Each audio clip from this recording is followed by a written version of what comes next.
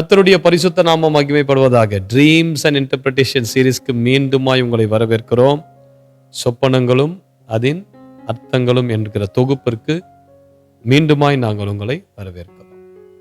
எல்லாரும் நல்லா இருக்கீங்கன்னு சொல்லி விசுவாசிக்கிறோம். அநேக ஃபோன் கால்ஸ், அநேக மெசேஜஸ் எல்லாம் அனுப்பிக்கிட்டே இருக்கிறீங்க. ஆனால் ஒரு அன்பான வேண்டுகோள், வாட்ஸ்அப்பில் உங்களுடைய சொப்பனங்களுக்கான விளக்கங்களை கேட்டு வாட்ஸ்அப் பண்ணாதீங்க. ஜெப தேவைகள் ஏதாவது இருந்தால் செய்யுங்க.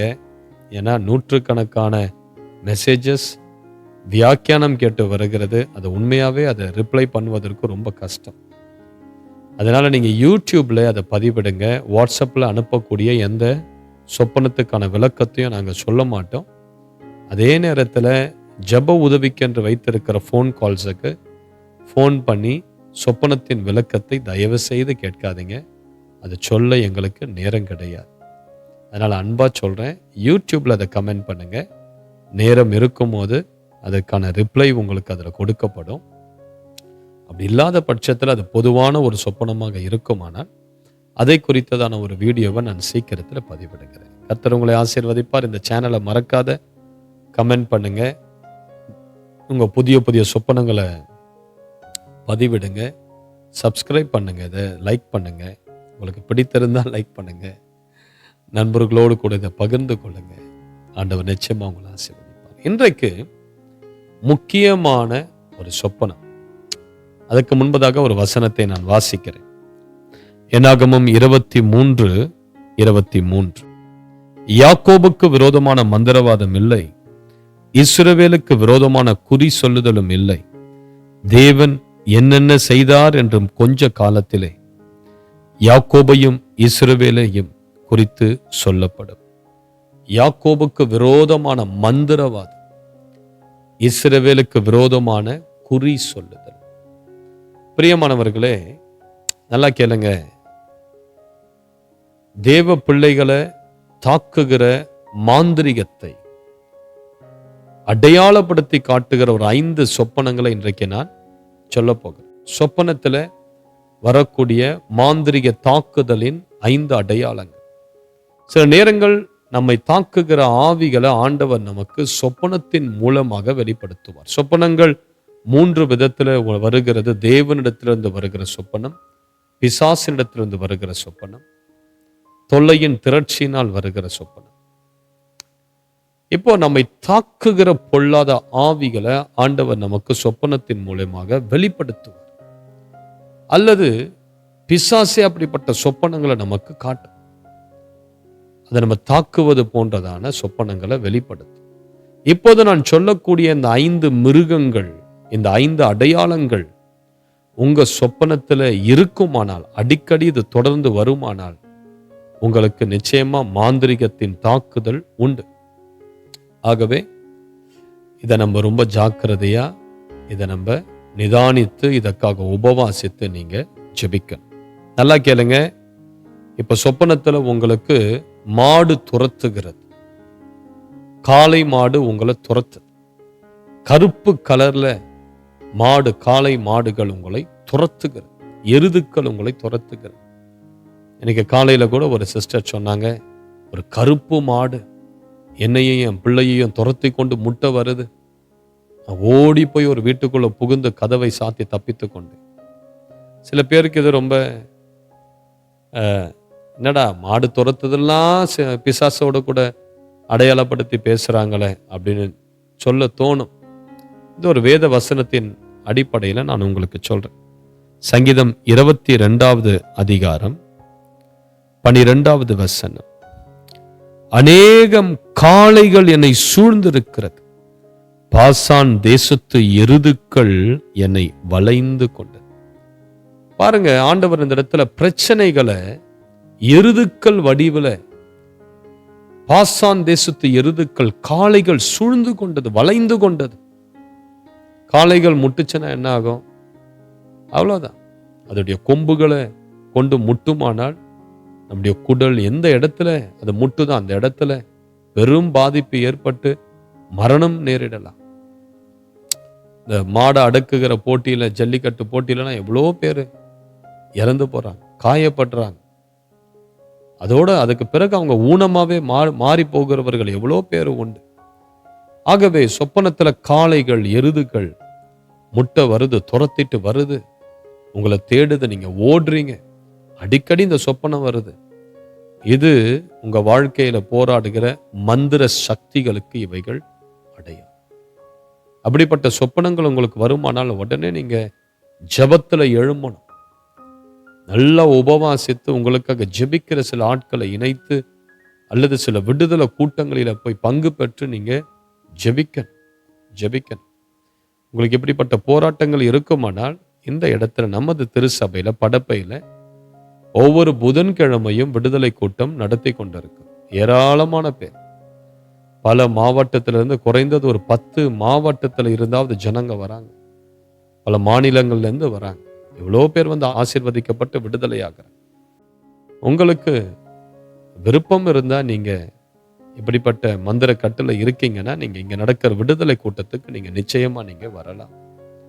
வந்து காலையில 10 மணில இருந்து ஒரு 3 மணி வரையிலும் நடைபெறும் மதியம். நீங்க பங்கு பெற்று நீங்க ஜெபித்துக்கொள்ளும். ஆகவே இப்படிப்பட்ட சொப்பனம், காளை, எருது, மாடு, கருப்பு நிற மாடு, சிகப்பு நிற மாடு உங்களை முட்டை துரத்துகிறது அப்படின்னா அது மந்திர செய்வன ஏவல் ஆவிகளுக்கு அவைகள் அடையாளம். அடுத்தது நாய்கள் உங்களை துரத்துகிறது. இதுவும் ரொம்ப ஒரு முக்கியமான விஷயம். நாய்கள் உங்களை துரத்துகிறது. என்ன பாஸ்டர், நாயெல்லாம் துரத்தனா இதனா ஏவலா மந்திரமா அப்படின்னு சொல்லி ஆவிக்குரியவைகளை நிதானிக்க தெரியாத நிறைய பேர் உண்டு. அப்படிப்பட்டவர்கள் நீங்கள்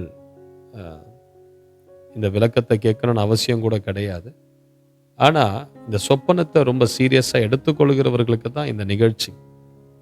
நாய்கள் துரத்துகிறது, இது எதற்கு அடையாளம்? அடிக்கடி நாய் துரத்துது, நாய் கடிக்குது, கையை கடிக்குது, காலை கடிக்குது. இந்த சொப்பனத்துக்கு பிறகு உங்களுக்கு ஒரு பீஸ் ஆஃப் மைண்ட் இருக்காது, ஒரு பதற்றம், பயம் உங்களை பிடித்துக்கொள்ளும். நாய்கள் துரத்துவது போன்றதான சொப்பனங்களும் மாந்திரிகம் இருப்பதற்கு அடையாளம். இந்த மந்திர சக்திகள் சில நேரங்களில் அந்த நாய்கள் வடிவில அந்த உருவத்துல தன்னை வெளிப்படுத்தும். அதே சங்கீதம் 22வது அதிகாரம் 16வது வசனம், நாய்கள் என்னை சூழ்ந்திருக்கிறது, பொல்லாதவர்களின் கூட்டம் என்னை வளைந்து கொண்டது, என் கைகளையும் என் கால்களையும் உருவ குத்தினார்கள். நாய்கள் என்னை சூழ்ந்திருக்கிறது. இது மாந்திரிக சக்திகள், பிசாசின் வல்லமைக்கு அடையாளம். பொல்லாத மந்திரவாதிகளின் கூட்டம், உங்களுக்கு விரோதமா மாந்திரிகம் செய்கிற ஆட்கள் உங்களை சூழ்ந்து இருக்கிறாங்க என்பதற்கு அடையாளம். கைகளை கால்களை குத்தினார்கள். நாய்கள் வந்து உங்க கைகளை கால்களை கடிப்பது என்பது உங்க கைகளுக்கும் கால்களுக்கும் போடப்படுகிற ஒரு மந்திர கட்டு. முன்னேறி போகாதபடி, உங்க கைகளின் பிரயாசங்கள் ஆசீர்வதிக்க கூடாதபடி, உங்கள் கால்கள் முன்னோக்கி போகாதபடி, உங்க கைகளை கால்களை ஆணிகளால் அடித்து மந்திர பொம்மைகளோடு இணைத்து ஆணிகளை அடித்து கட்டுகளை கட்டி செய்கிற மாந்திரீகத்துக்கு அடையாளம் நாய்கள் அடிக்கடி வந்து உங்களை கடிப்பது. எச்சரிக்கையா இருங்க. அடுத்தது சர்ப்பம் உங்களை துரத்துவது, சர்ப்பம் உங்களை கடிப்பது, உங்களை அப்படியே சர்ப்பம் அப்படியே சூழ்ந்து இருக்கிறது. எப்பவுமே சர்ப்பத்தின் கனவையே நீங்க பாக்குறீங்க. அடிக்கடி ஒவ்வொரு வாரமும் சர்ப்பம், பயங்கரமான பாம்புகள் உங்களை துரத்துவது போல, தீண்டுவது போல நீங்க பாக்குறீங்க. இதுவும் மாந்திரிகத்தின் தாக்குதலுக்கு இது அடையாளம். தேவ பிள்ளைகள், இதை நீங்க அஜாக்கிரதையை எடுத்துக்க கூடாது. இது சர்ப்பத்தின் ஆவி. அந்த சந்ததியில இருக்கக்கூடிய சர்ப்பத்தின் ஆவி, அந்த குடும்பத்தில் இருக்கக்கூடிய சர்ப்பத்தின் ஆவி, அந்த நிலத்தில் இருக்கக்கூடிய சர்ப்பத்தின் ஆவி, ஏவல் மந்திரவாதிகளால் அனுப்பப்பட்ட சர்ப்பத்தின் ஆவி. தேவ பிள்ளைகள், இப்படிப்பட்ட சொப்பனங்களை பார்க்கறீங்கன்னா இது ஒரு வஞ்சிக்கிற ஆவி, ஒரு பலவீனப்படுத்துகிற ஆவி, நோய் நொடிகளை கொண்டு வருகிற ஆவி, இருதயத்தை பலவீனப்படுத்திடும், நுரையீரல்ல வீசிங் ப்ராப்ளத்தை கொண்டு வரும், அடிக்கடி இரும்பல் சளி கொண்டு வரும், உடம்புல ஸ்கின் ப்ராப்ளத்தை கொண்டு வரும், கால் எரிச்சலை கொண்டு வரும், கை எரிச்சலை கொண்டு வரும், நரம்பு சம்பந்தமான நோய்களை கொண்டு வரும், பைல்ஸ் வியாதிகளை கொண்டு வரும், கேன்சர் கட்டிகளை உருவாக்கும். அங்கங்க உடம்புல சில இரத்த கட்டிகளை உருவாக்கும், காது வலிகளை கொண்டு வரும், கண் பார்வைய அதிகமா பாதிக்கும், கண் நரம்புகளை பாதிக்கும், உங்க பற்களை பாதிக்கும், உங்க முதுகு தண்டுல பலவீனத்தை கொண்டு வரும், முதுகு வலி, இடுப்பு வலி, சாப்பிட்டா அஜீரணம், வயிறு எப்பொழுதுமே புளோட்டடா இருக்கும், வயிறு பெருசாவே இருக்கும், சாப்பிட முடியாது. எல்லாம் சர்பத்தின் ஆவிகள், மாந்திரிகத்தின் கட்டுகள் இருப்பதற்கு இது அடையாளம். சர்பத்தை நீங்க மிதிப்பது என்பது அதை நீங்க மேற்கொள்ளுவதற்கு அடையாளம். சர்பத்தால் துரத்தப்படுவது, தாக்கப்படுவது என்பது நீங்கள் பாதிக்கப்படுவதற்கும் அது உங்களை பின்தொடர்வதற்கும் இது அடையாளமா இருக்கிறது.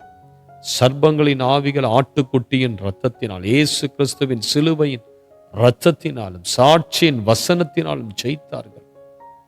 தேவ பிள்ளைகள் வசனத்தை வாசித்து வசனத்தின்படி நடந்து ஒப்பு கொடுத்து சபைக்கு போய் உங்களை ஐக்கியப்படுத்தி கொண்டு நல்ல ஜெபிக்கிற ஜெப வீரர்களோடு இணைந்து ஊழியத்தில் ஈடுபட்டு உபவாசம், ஜெபம் இதெல்லாம் தொடர்ச்சியா இருந்து சர்ப்பங்களின் ஆவிகளை தேவ பிள்ளைகள் மேற்கொள்ள வேண்டியதா இருக்கும். அடுத்தது மாந்திரிகம் இருப்பதற்கான 4வது அறிகுறி, உங்களுடைய சொப்பனத்துல செத்தவர்களை நீங்கள் காண்பீர்கள். நல்லா கேட்டுக்கங்க, செத்தவர்களை பார்ப்பீங்க. கிறிஸ்துவுக்குள் மரித்தவர்கள் அவங்க பரதேசிக்கு போயிடுவாங்க, அவங்க இங்க இருக்க மாட்டாங்க. கிறிஸ்துவுக்குள்ள ஒருத்தவங்க மரிக்கிறாங்க அப்படின்னா ஆண்டவர் அந்த கல்வகனை பார்த்து சொல்றார், நீ இன்று என்னோடு கூட பரதேசியில் இருப்பாய். அது பரலோகம் கிடையாது, பரலோகத்திற்கு போவதற்கு அவர்கள் ரெஸ்ட் எடுக்கக்கூடிய ஒரு முந்திய இடம் பரதேசி. அங்கதான் மரித்த பரிசுத்தவான்கள் எல்லாருமே இப்ப பரதேசியில தான் இருப்பாங்க, அங்க இலைப்பாரி கொண்டு இருப்பாங்க. அங்க இருந்துதான் எல்லாரும் பரலோகத்துக்கு போக போறோம். அப்போ கிறிஸ்துவுக்குள் மரித்தவர்கள் பரதேசியில இருப்பாங்க. அவங்கள சொப்பனத்துல நம்ம அடிக்கடி பார்க்க முடியாது. சில நேரங்கள் தேவன் அனுமதித்தால் அப்படிப்பட்டவர்கள் கூட சொப்பனத்துல வந்து ஏதோ ஒரு செய்தி, நீங்க அழுதுகிட்டே இருக்கீங்க, அவங்க மரித்ததை குறித்து வேதனையோடு துக்கத்தோடு இருக்கீங்க. அப்போ அவங்க வந்து சொல்லுவாங்க, இல்லை நீ அழாத, நான் நல்லா இருக்கிறேன், நான் நல்லா தான் இருக்கிறேன், நீ அழாதன்னு சொல்லி உங்களை தேற்றுவது போல தேற்றி அவர்கள் போயிடுவாங்க. அதுக்கு பிறகு அவங்க ரொம்ப அதிகமா சொப்பனத்துல வர மாட்டாங்க, உங்களை ஆறுதல் படுத்தி விட்டு போயிடுவாங்க. அவர்கள் பரதேசில இருப்பாங்க. இயேசு கிறிஸ்துவை சந்திக்க 2 பரிசுத்தவான்கள் வருகிறத பார்க்க முடியுது. மத்தேயு 17ஆம் அதிகாரம், மார்க் 9வது அதிகாரத்துல மறுரூப மலையில எலியா ஒரு பக்கமும் மோசே ஒரு பக்கமும். இவர்கள் 2 பேரும் பூமியில இல்லை, ஆனா தேவன் அவர்கள் ஆவியை அனுப்பி இயேசு கிறிஸ்து நிறைவேற்ற போகிற மரணத்தை குறித்து அவரோடு கூட பேசினார்கள் என்று வேதம் சொல்லுகிறது. அப்போ சில நேரங்கள் ஆண்டவர் பரிசுத்தவான்களை அனுப்புவார், ஆனா எப்பொழுதுமே அனுப்ப மாட்டார். அடிக்கடி இவங்க வந்து பேச மாட்டாங்க. அடிக்கடி வந்து பேசுறாங்கன்னா அது தெய்வத்தின் வழிநடத்துதல் கிடையாது. அது உண்மையாகவே பரிசுத்தவான்களும் கிடையாது. அது பிசாசாக இருக்கலாம். பிசாசு தேவ தூதனுடைய வேஷத்தை, ஒளியின் தூதனுடைய வேஷத்தை அவன் அணிந்து வருகிறான். அதனால எச்சரிக்கையா இருக்கணும். அப்படிப்பட்டவர்கள் அடிக்கடிக்கு வராங்கன்னா அதை கடிந்து ஜெபிக்கணும்.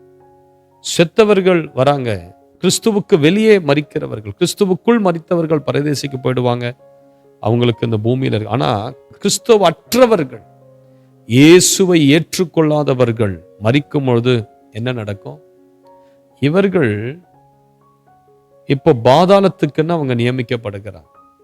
அவங்களுடைய முடிவு இப்ப பாதாளத்துக்கு போயிடணும். ஆனா அந்த பாதாளத்தின் வல்லமையோடு இந்த கிறிஸ்துவற்றவர்கள் மரிக்கிறாங்க பாருங்க, அந்த ஆவிகளோடு இணைந்து இவர்கள் செயல்படுவார்கள்.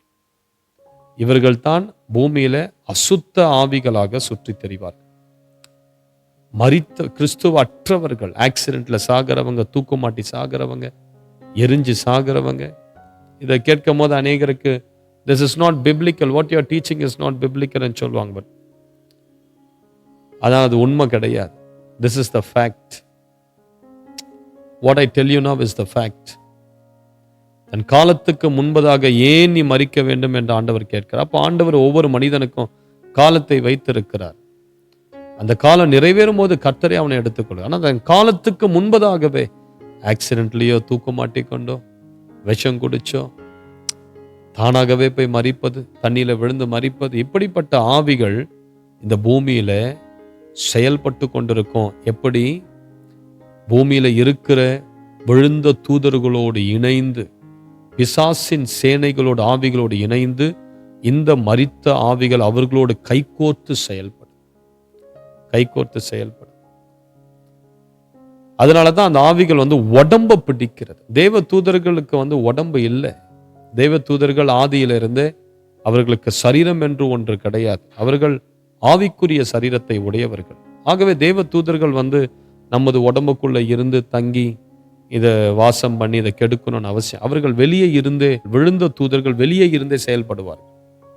ஆனா தன் சரீரத்தை இழந்த ஆவிகள் தான் சில உடம்புக்குள்ள போய் பிடிக்கும். சில உடம்புக்குள்ள போய் பிடிச்சிட்டு சொல்லும், இது ஏன் உடம்பு, நான் இங்க தங்குறேன், இதை விட்டு நான் வெளியே போக மாட்டேன், இது என்னுடைய உடம்பு, நான் தான் இங்க இருப்பேன், என்னை ஏன் அனுப்புற? விடுதலை ஊழியத்துல இருக்கிறவங்களுக்கு இது நான் சொல்றது புரியும். பிசாசினால் பாதிக்கப்பட்டு அதுல இருந்து விடுதலை வந்தவர்களுக்கும் நான் சொல்றது புரியும்.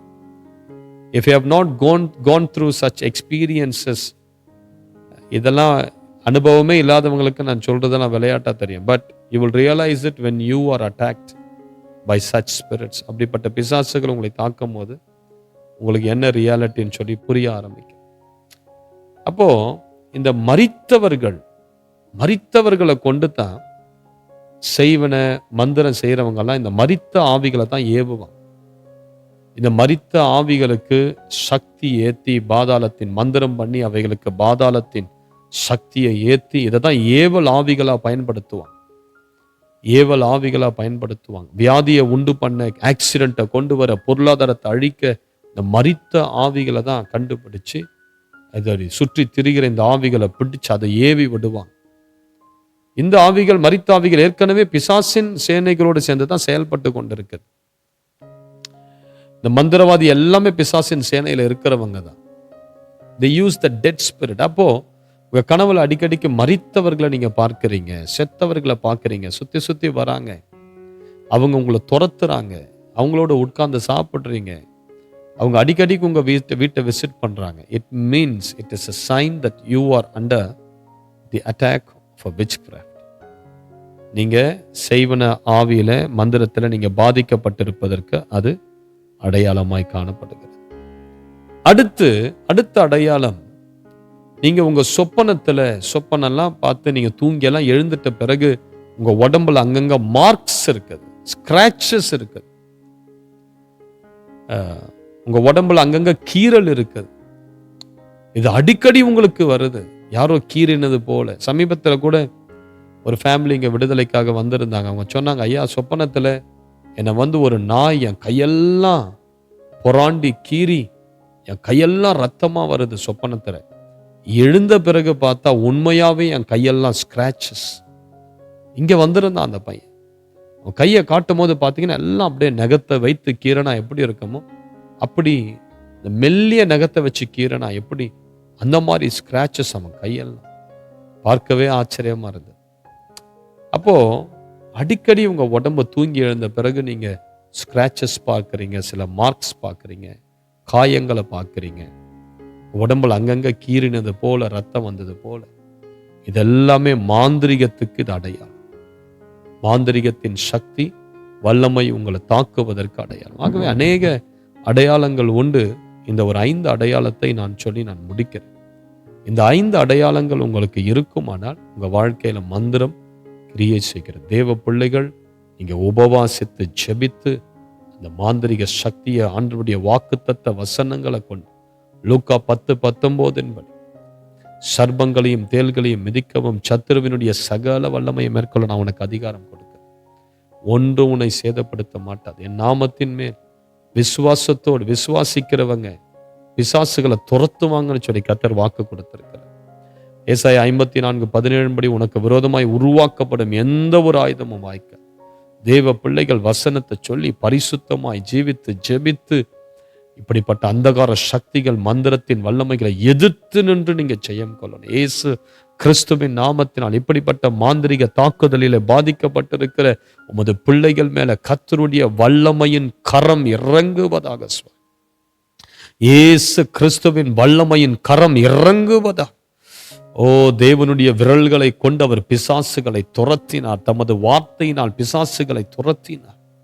அவரது பிள்ளைகளாகிய எங்களுக்கு அவர் நாமத்தின் அதிகாரத்தை கொடுத்து, என் நாமத்தினால பிசாசுகளை துரத்துங்கள் என்று எங்களுக்கு அந்த அத்தாரிட்டியை கொடுத்திருக்கிறார். இப்போவே இந்த வீடியோவை பார்த்து கொண்டிருக்கிற யாரா இருந்தாலும், எந்த மாந்திரிகத்தின் வல்லமைகள் அவர்களுடைய குடும்பத்தில், சரீரத்தில், தொழில், வேலை, எல்லா தடைகள், கர்ப்ப தடைகள் எதுவாக இருந்தாலும் இயேசு கிறிஸ்துவின் நாமத்தினால் உமது வல்லமை இப்போதே கேட்டுக்கொண்டிருக்கிற, பார்த்து கொண்டிருக்கிற ஒவ்வொரு சரீரத்தின் மேல், ஆத்துமாவின் மேல், குடும்பங்களுக்குள், பொருளாதாரத்தின் மேல் இறங்குவதாக சுவாமி, இறங்குவதாக சுவாமி. ஜீவன் இறங்கட்டும், கிறிஸ்துவின் ஜீவன் இறங்கட்டும். எல்லா கட்டுகள் இயேசு கிறிஸ்துவின் வல்லமையுள்ள நாமத்தினால ஒட்டைவதாக. இன்றே அப்படியே உடம்புல எங்கெங்கெல்லாம் மாந்திரிகத்தின் தாக்குதல்கள், கட்டுகள், வேதனை, வலி, பலவீனங்கள் இருக்கிறது, இயேசுவின் ரத்தத்தை அந்த இடத்துல நான் நெருப்பாக தெளிக்கிறேன். ஜெயம் கொடுக்கிற ரத்தம்,